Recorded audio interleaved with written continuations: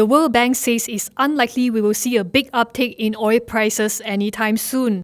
Its Director of Development Prospects, Ayhan Kosei, says oil prices will still be under pressure for at least another 2 years and average at $53 per barrel by the end of this year. In 2016, we think the oil price will pick up $4 to $5, but will stay weak. Mainly because there's ample supply available, and that supply is going to be more than enough to meet the demand. It's not all bad news. Kosei views the protracted low oil prices as a positive shock.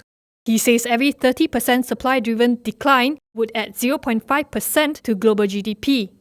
Despite the Asia-Pacific region exhibiting slower growth, Kosei says it still grows the fastest compared with other regions in the world.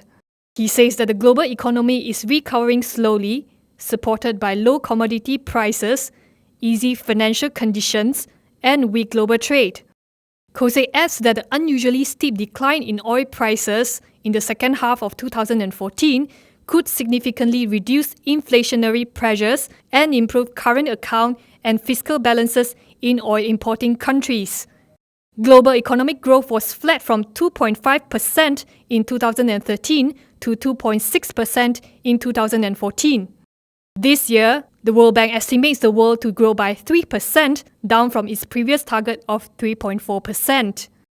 If you look at high-income countries or the advanced economies, the struggle is still all visible. There's not much acceleration, but at least the US economy is gaining momentum. For developing countries, 2014 was not a good year.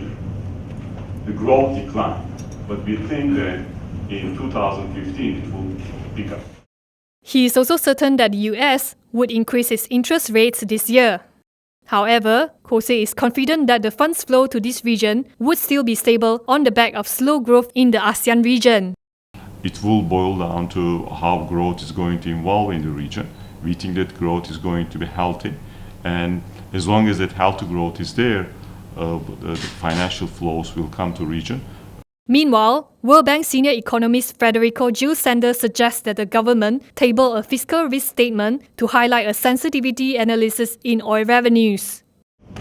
It will help the government plan further in advance, but it will also communicate to investors that there is a game plan, in case those risks materialize. The World Bank recently launched its Global Economic Prospects report, which notes that developing countries should see an uptick in growth this year. These would be underpinned by soft oil prices, a stronger US economy, and continued global interest rates.